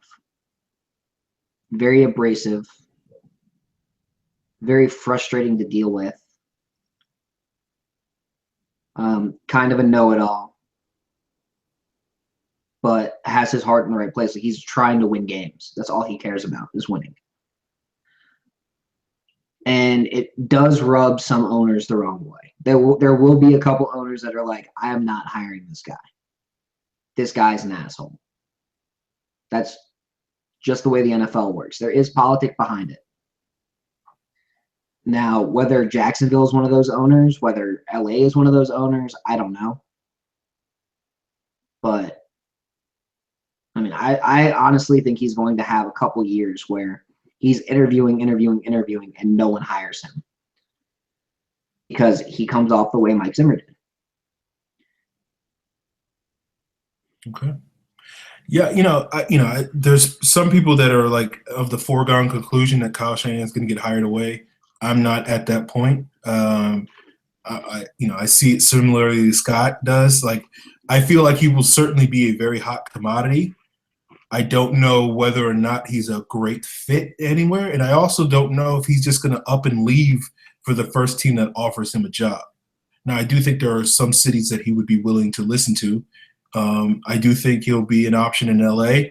I think that a lot of that will depend on how he feels about Jared Goff, because basically if you take over that team, you're not going to really have a lot of resources to build up that roster. So you have to truly, really believe that you can develop Jared Goff into a much better quarterback than he's been this year. I think – there are other teams like Jacksonville that would probably be interested in him. I don't know if Shad Khan wants another former Falcons offensive coordinator, though, since the last one he hired didn't exactly work out too well. So we'll have to see. I don't think Kyle's going to be everybody's flavor because he does have that sort of abrasive, stubborn, attitude that his father has. And, even though Mike Shanahan was a very successful NFL head coach, he's not for everybody. And, it's going to be interesting to see, which teams make a hard push for him and which teams are just kind of like, well, we're curious, we'll sniff around, and we'll see what happens. At this point, I think whether Kyle Shanahan is the Falcons' offensive coordinator next year, I think at this point I would flip a coin. I don't really have any strong feelings one way or the other in terms of what happens, but we'll see. I don't think he will. I think he will be, but I think worst case scenario, the Falcons could always just go hire Doug Marrone. Okay. Abraham Lewis says, can we applaud Chris Chester? I think he's done a great job for his age. I mean, yeah, he's like 85 years old, so he's doing a pretty decent job.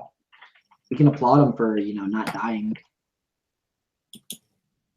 Yeah, I've publicly stated I think Chris Chester gets a bad rap because I think it's easy for people to sort of look at him as the weak link on the offensive line. I think it's fair to say that he has been this year, but I also think a lot of that has to deal with, when you're going one-on-one against Aaron Donald and Fletcher Cox, you're going to look pretty bad. I think he's going to, any guard in that situation will look pretty bad. So I do think Chris Chester has played probably as well as he's played in the last 4 or 5 years this season. And I think that deserves, people congratulating him, I guess, in terms of he's playing, he's a big part of why the Falcons have a quote unquote top 5 offensive line. And it's not in spite of him, it's because he's making contributions in a lot of major ways, particularly in the run game. As a run blocker, he has been excellent. As a pass blocker, he has been replaceable. I feel like that's the best way I can put it. Fair enough.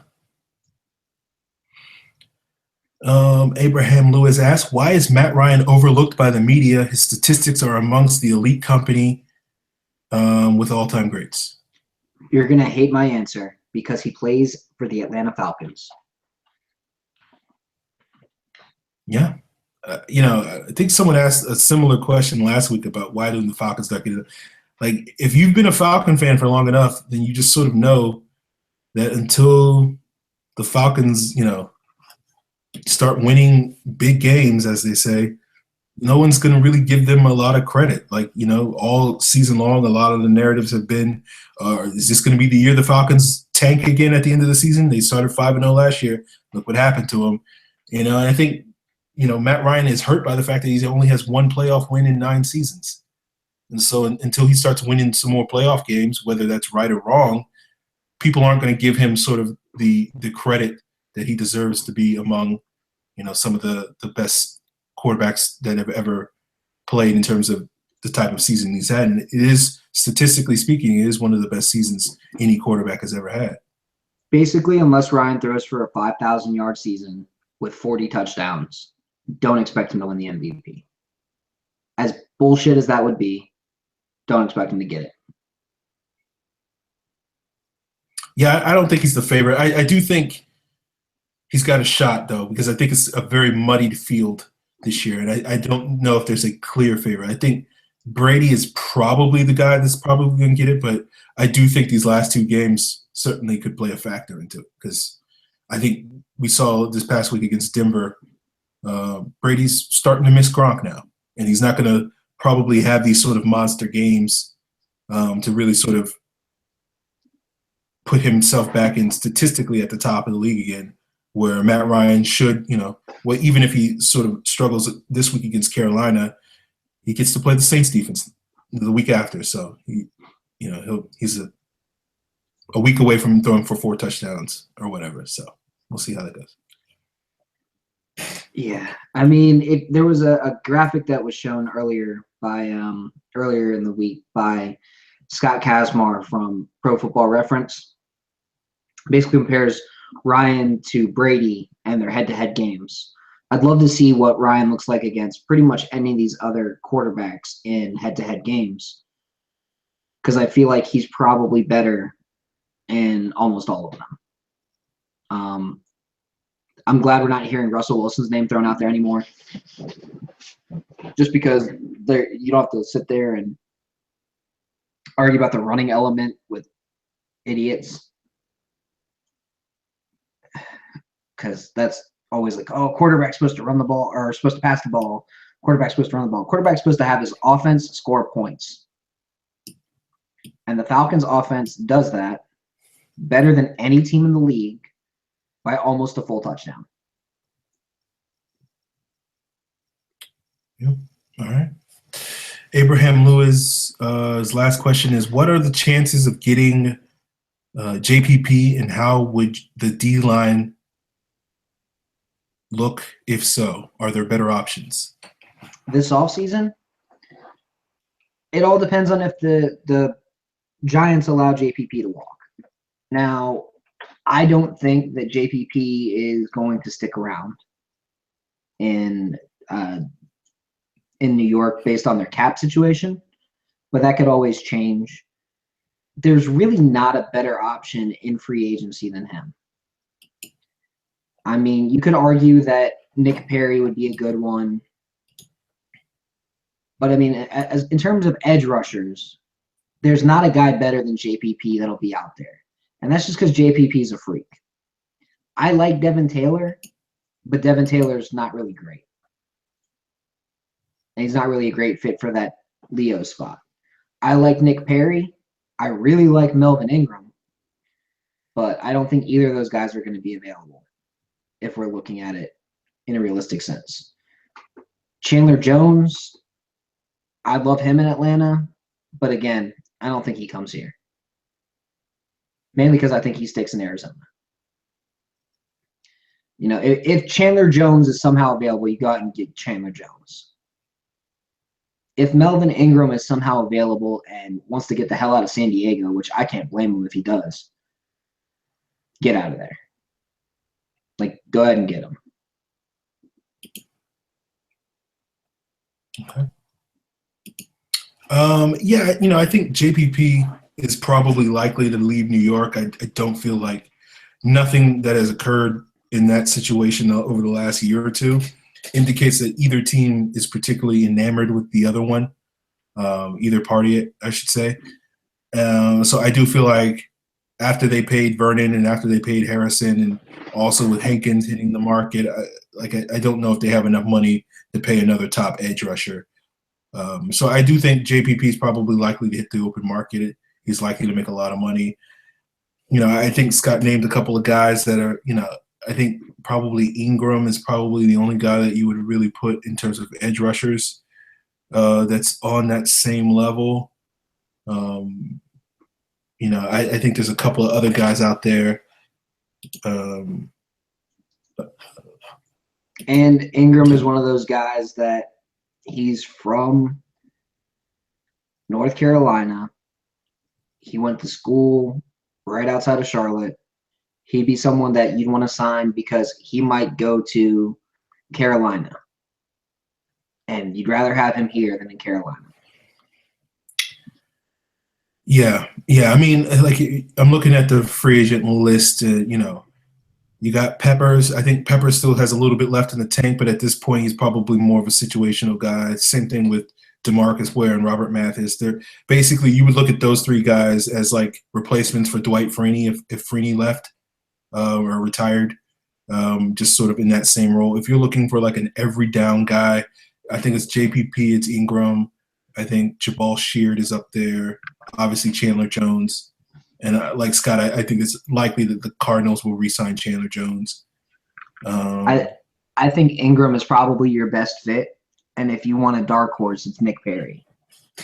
And you get those guys, you start them at strong side linebacker in the base, and then you let them play that right end in the nickel. And then I would even say re-sign Freeney. Just to have the depth, just to have the guy on the field for 15 snaps a game. Yeah, I mean, it's not a super deep group of you know, eye-popping edge rushers. Like after those guys, like I guess Dayton Jones is the next best guy. Chris Long.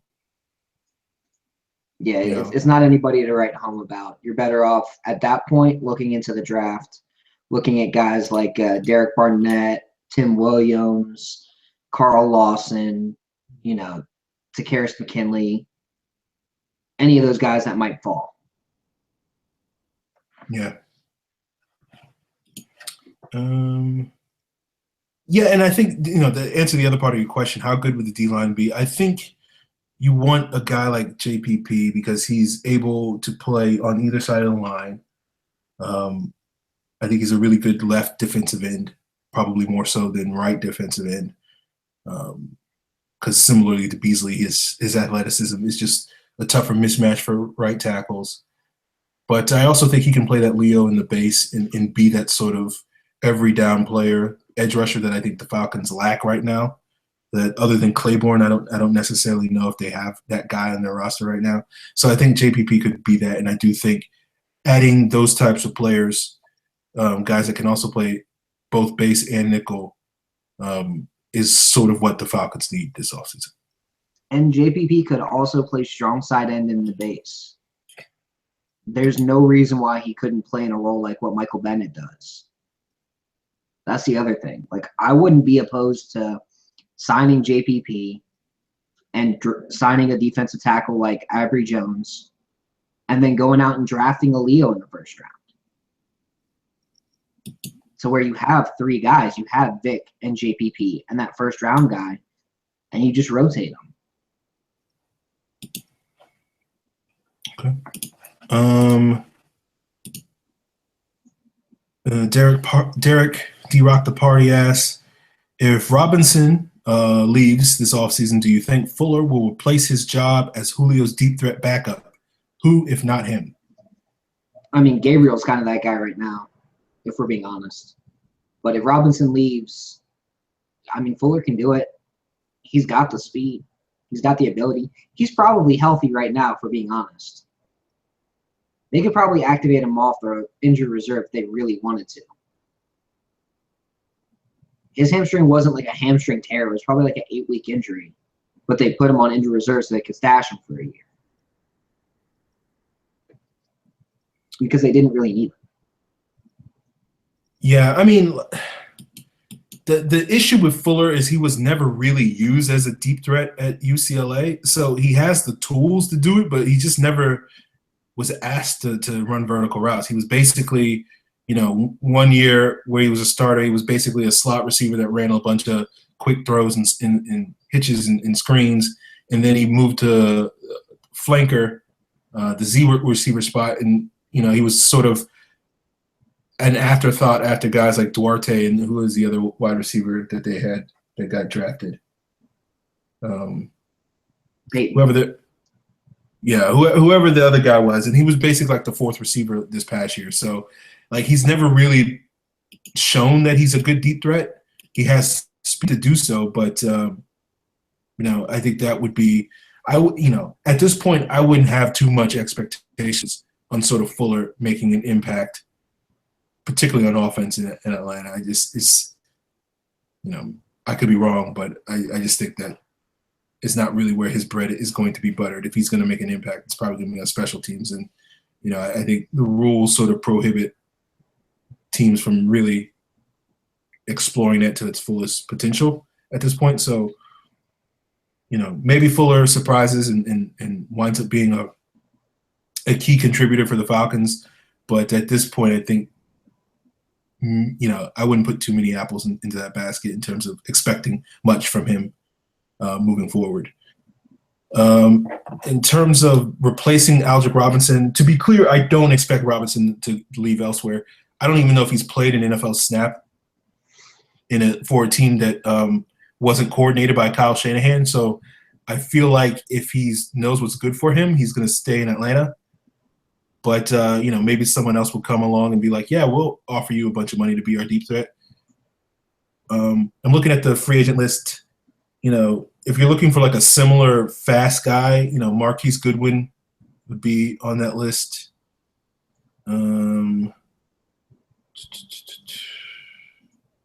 Cordero Patterson, Kendall Wright, Ted Ginn.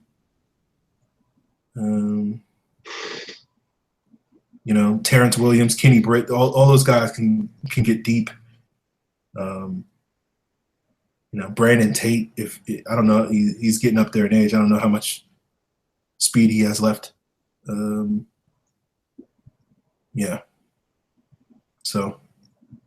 I don't know if any of those names sound interesting to you, then those would be options. But I think Scott's right. Gabriel would probably fill that spot more than likely.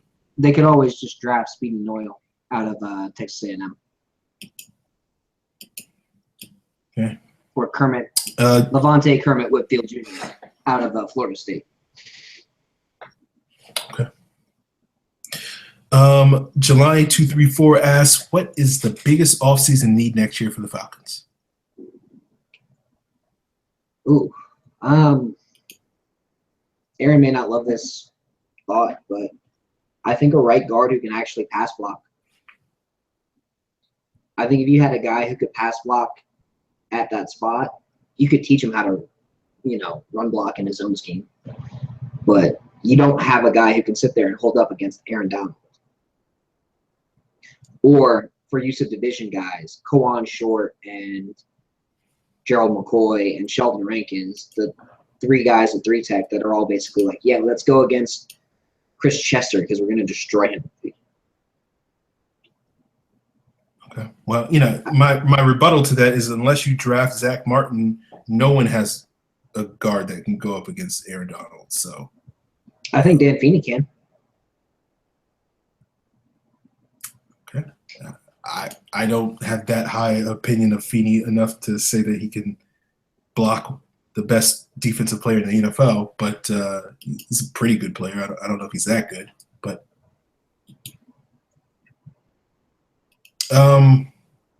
my pick, I think the biggest need, and this is not like a specific position, I think their biggest need is they need to add talent to their front seven on defense.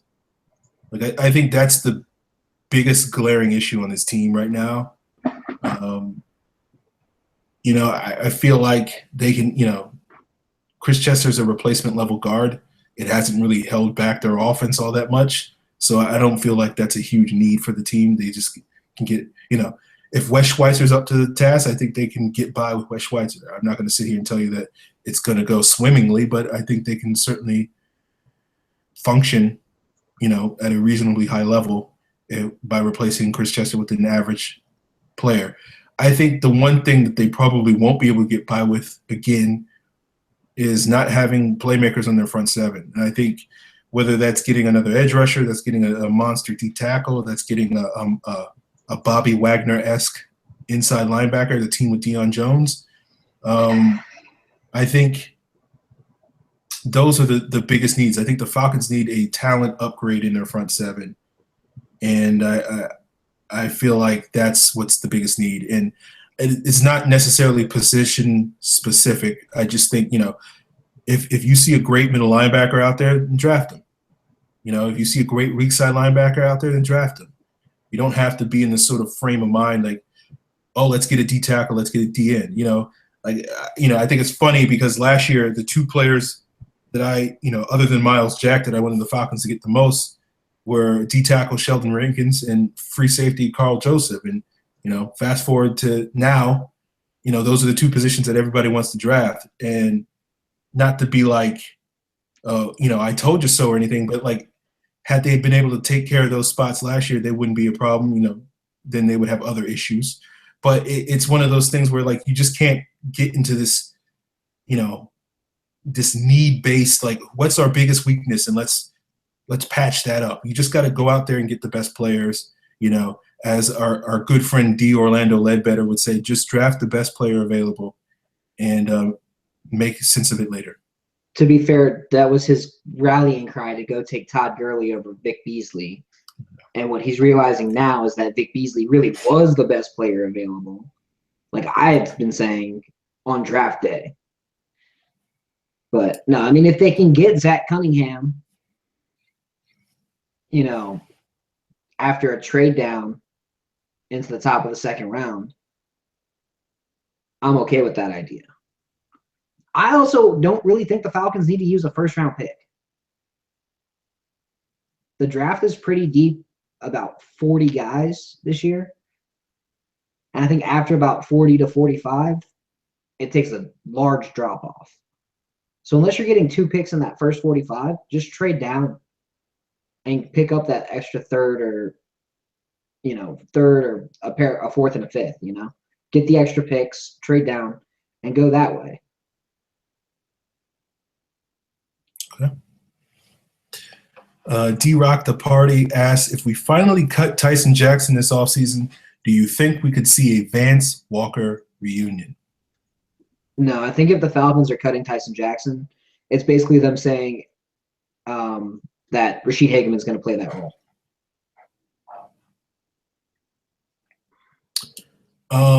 No, I don't expect Vance Walker. I think the Falcons burned that bridge a long time ago. So, when they made the decision to let's pay Pere Jerry the last part of his contract, which was like $3 million, and let's let Vance Walker walk to Oakland for the veteran minimum. And, if I was Vance Walker, I'd be like, screw the Falcons too, because that was one of the dumber Dimitroff decisions that they made. But I would love to see Swagger Vance come back to Atlanta, but I don't think it's going to happen. D-Rock the Party asks, would Chris Wormsley from Michigan be a good fit for the Falcons, and what round do you think he should go in? Yes, he would be an excellent fit for the Falcons. He probably plays that 3 technique in the base and that one technique in the nickel. Basically what the Falcons need. And he probably goes, just looking at what I've got, in the second round. I've got an early 2 on him. He's probably not going to go in the first round. And I tend to be a little generous with my grades early on. So he's probably going to be a second round pick, late second. So if Atlanta can get him in the late second round, get him, throw him in the middle, have your own poor man's version of Gerald McCoy. Not saying he is Gerald McCoy, Aaron. Saying he's like a very poor man's version. Saying he can bust through the line and basically be everything we hoped Rashid Hageman would have been. Well, Hageman was the last person I remember you were comparing to Joe McCoy, so hopefully Wormsley is a little better.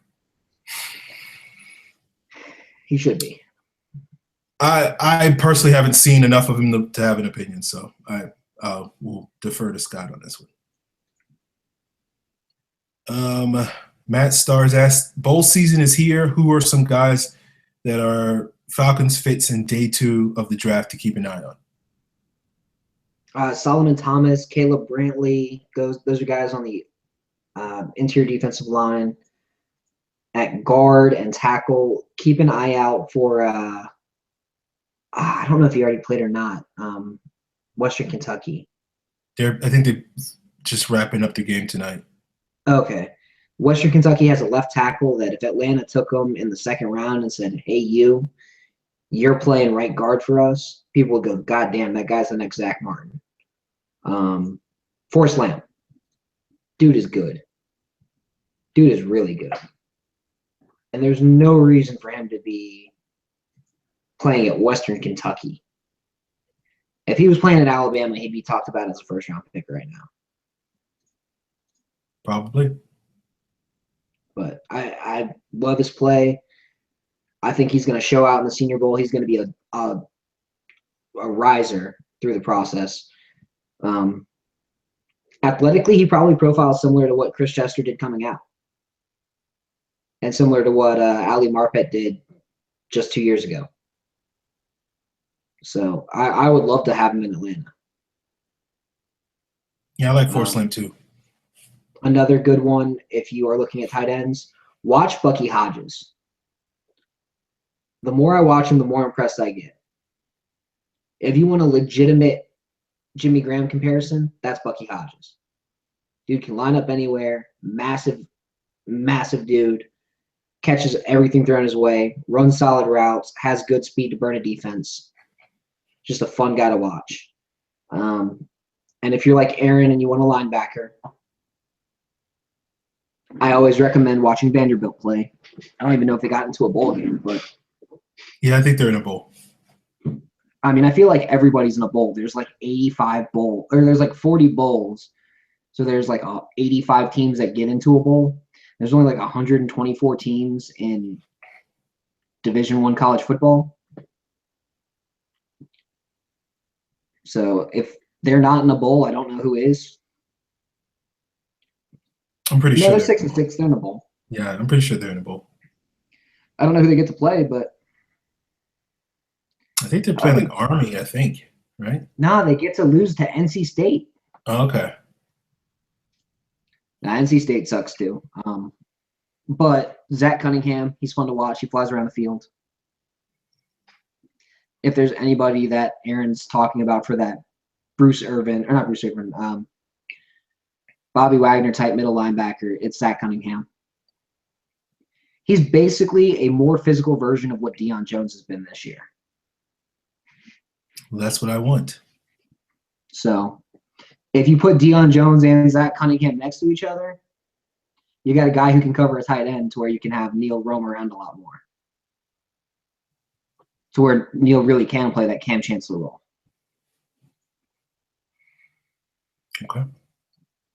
I don't have anybody out there because I haven't really paid that much attention to college football. I've caught snippets of a couple of players here and there, but not enough to give takes. I'm sorry. I'll get ready to go for the draft come January when Senior Bowl rolls around. Hopefully the Falcons will still be playing then, so maybe it'll be a little bit delayed this year than normal.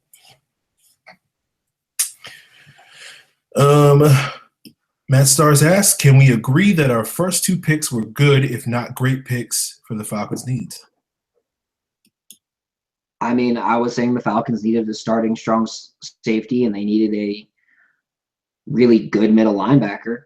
I might have gone around later on Keanu Neal if I could have taken Shaq Lawson and then gone Neal and then hope that Jones was there in the third.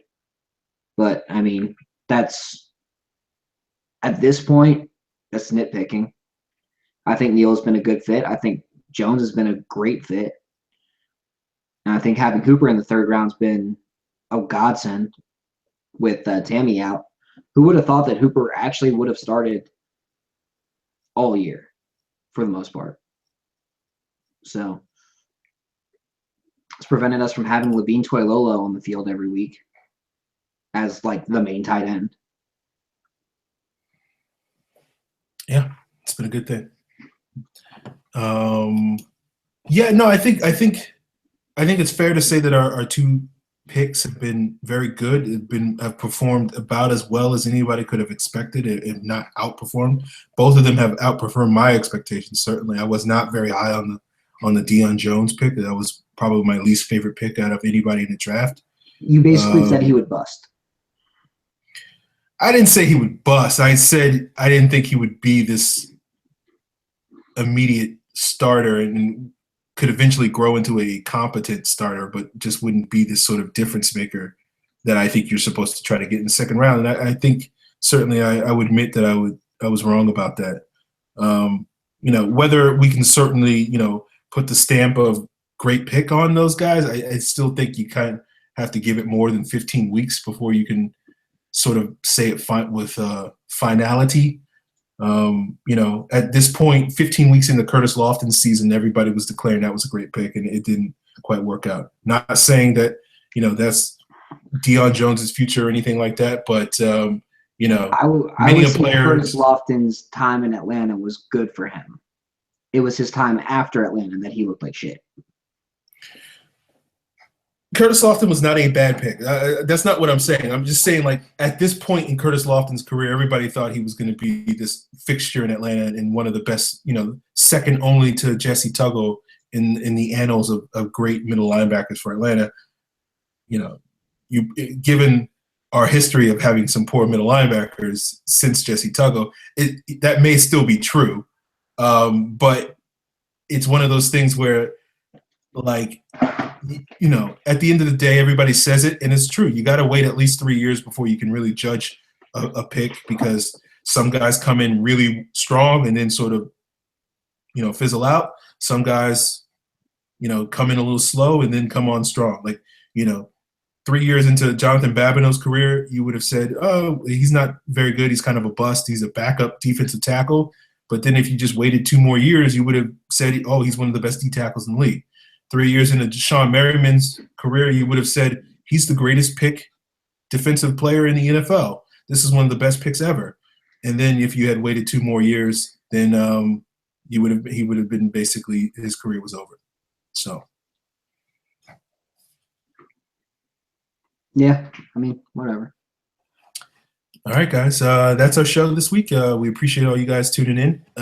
If you want to get your mailbag questions answered on next week's show, we use the hashtag Falcons Mailbag. You can tweet at the show at Falcons PFC. I am at FalcFan. Scott is at Karasik S. What else? Oh, yeah. Please subscribe to us on YouTube. Just search Falcon Central Radio or check out Scar 988. Scott Karasik. You type it in. You can find it. You can also find our archives on ProFootballCentral.com. You can find links to how you can subscribe to the show on iTunes and Stitcher as well there. And please give us a rating and review on iTunes. That helps more people find us and gets us higher on the rankings and whatnot. And next week we'll be back to talk about whether or not I got those wool socks and whether the Falcons beat the Panthers.